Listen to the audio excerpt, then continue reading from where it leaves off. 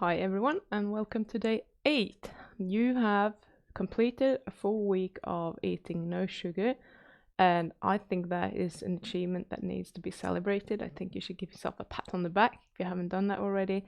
So how are you going to celebrate? Don't tell me that you're going to have cake, because that's unacceptable. We're still doing the channel challenge. So what are you going to do? It's really important that we kind of recognize the good things that we have achieved, because often we are very good at beating ourselves up, but we don't reward ourselves when we have done something, when we have achieved something. So have a little think about that. What do you want to do? How do you want to actually reward yourself for having actually achieved this? Because I know that is no easy thing to do, especially if you have been eating a lot of sugar lately. For some of you might have been going for longer periods of time without sugar, but I think you deserve to treat yourself to something. And I'm not talking about food now, but actually give yourself a little reward. If you liked my videos, subscribe to the channel, like this video, share it with everyone who needs to quit sugar, and all those kind of things. Comment, tell me what you think about them. I'm still in the process of filming the rest of them, so I'm still open to some input if you're quick.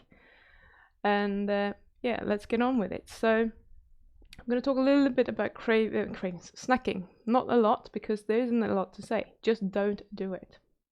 That's it. I'm done. No, I'm not.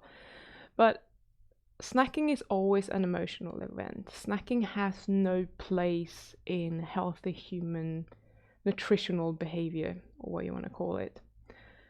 There's never any need for snacking. If you are genuinely hungry, you can have one of your main meals. Just eat it earlier, eat it later, whatever suits you. But we don't actually need to snack. It's totally unnecessary, and it will affect our blood sugars, and then making everything much worse and much harder to quit. And we're used to just eating all the time, which is an emotional thing. It's up in your brain that you think that I'm supposed to eat all the time, or your body thinks so, and your lower brain thinks so, and it will create those cravings.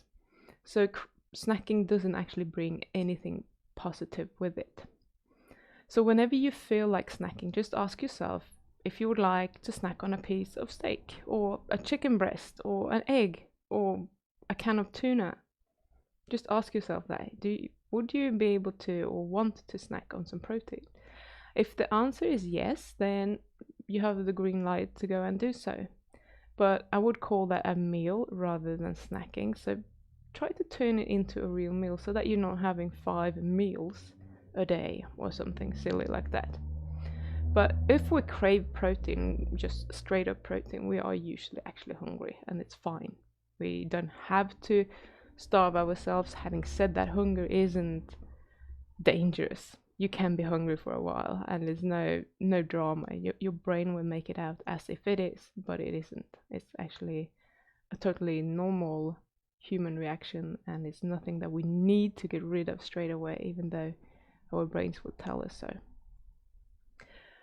So most of the time, I would say snacking is when we want to snack, that we actually crave something with carbohydrates in, or something with a more strong flavor. Like when I'm low carb, I might want to snack on salami. That's my thing. I love salami, and it's a really strong, flavorful thing, and I just like doing it. But if you put a steak in front of me and said, hey, do you want to snack on this? Nah, I'm good. I just want the salami. So clearly salami is a problem for me in terms of having the addictive behavior and wanting to snack on it and so on. So just be aware of, if you want to snack on something that you think is a good food, ask yourself the question, would you like a piece of steak or a chicken breast or whatever? If you say, nah, it's too bland, then the snacking is not about you actually being hungry. The snacking is about you having a craving, and that's an emotional thing, that it gives me comfort somehow. And normally when we're snacking on carbohydrate rich foods, what happens is that we get on the blood sugar roller coaster, and that would just give us the cravings. So that was pretty much all I had to say about that. So please just don't do it. Just stay away from all snacking. Plan your meals. How many do you want to have per day? Up to 3, I think, is okay. If you can make it 2, that might be better. At some point later on, I'm going to talk a little bit about intermittent fasting and insulin fasting. So it totally depends on who you are, how scared of hunger you are, and what you can do. But for now, keep in mind, just keep to your main meals.